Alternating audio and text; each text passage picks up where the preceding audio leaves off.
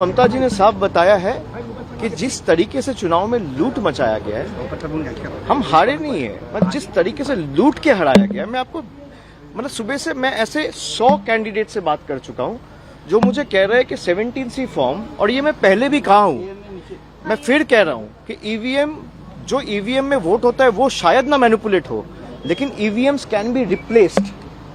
तो बहुत जगह से हमारे पास फीडबैक आया है और ये रिटर्निंग ऑफिसर को काउंटिंग वाले दिन पे जमा भी दिया गया है कि जिस ईवीएम पे वोट हुआ है, जब उसको काउंटिंग टेबल पे मैच कर रहे हैं तो सीरियल नंबर 17C के साथ मैच ही नहीं कर रहे। ऐसे 10 ईवीएम कल्याणी से आया है, मेमरी से आया है और इनका सारा चिट्ठी जमा हुआ है।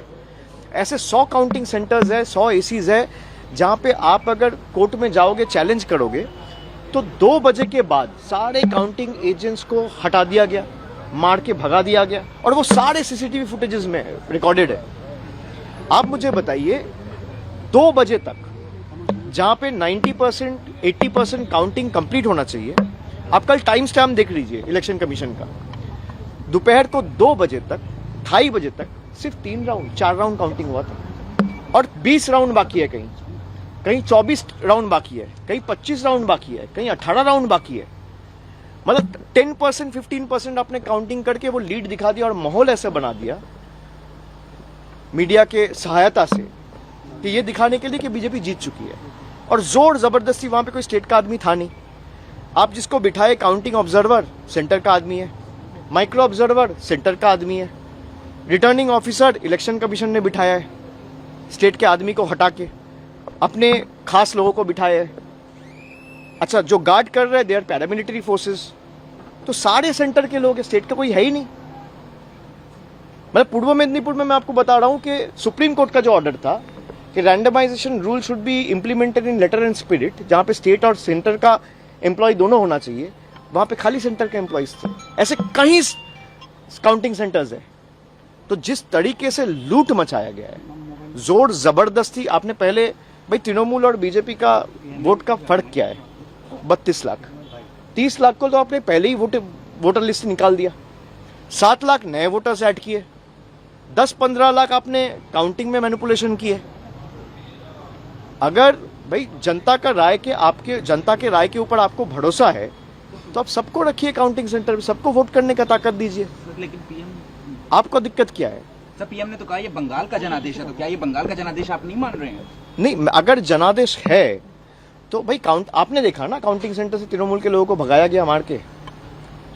वो सारे सीसीटीवी फुटेजेस रिलीज करे। भाई इलेक्शन कमीशन कुछ भी करता है तो आप लोगों को मीडिया में दे देता है रिएक्शन व्हाट्सएप ग्रुप में, तो सीसीटीवी फुटेजेस रिलीज कर दे कि काउंटिंग सेंटर में नहीं हुआ है, हम मान लेंगे जनादेश है। मेरा चैलेंज है कि सीसीटीवी फुटेज काउंटिंग सेंटर का मैं 100 ऐसे देता हूं आपको एसी, इलेक्शन कमीशन 10 रिलीज कर दे।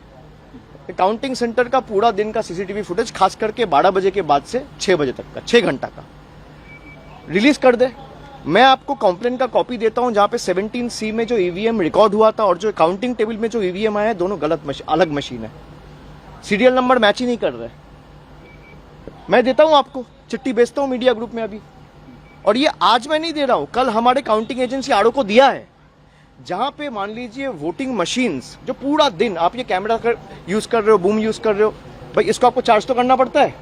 12 घंटा मशीन यूज हुआ है, जिसका चार्ज खत्म हुआ 50%, 55%, 59%, 60%, 90% मशीन्स वेर 92%, 93%, 95% चार्ज्ड। ये कैसे संभव है? तो जनादेश है तो आप ये सार्वजनिक कर दीजिए, हम मान लेंगे जनादेश है। और जनादेश चाहे तृणमूल को 80 सीट मिले, 8 सीट मिले, 100 मिले, 150 मिले या 2 मिले, भाई हम वो सर झुका के लोग जो आदेश देंगे हम वो मानेंगे, और लोकतंत्र का यही खासियत है। लेकिन जिस तरीके से आपने माहौल बना के लोगों को वोटर लिस्ट से बाहर करके जोर जबरदस्ती, कभी ईडी, कभी सीबीआई, कभी एनआईए से जिनको नोटिस दिया, और ऐसे भी लोग हैं जो काउंटिंग एजेंट्स थे कल, उनको भी नोटिस गया ताकि वो काउंटिंग में नहीं जा पाए। खाली आप चुनाव आयोग को बोलो कि भाई मैं 100 नाम देता हूं, आप 12 से लेके 6 बजे तक का सीसीटीवी फुटेज रिलीज कर दो। सीसीटीवी तो था ही, मैं गलत प्रूव हो जाऊंगा, आपके सामने आके माफी मांग लूंगा। तो ठीक है, इसमें पार्टी में चर्चा होगी और आने वाला दिन में जो भी होगा एक फैक्ट फाइंडिंग कमेटी हम लोग बनाए।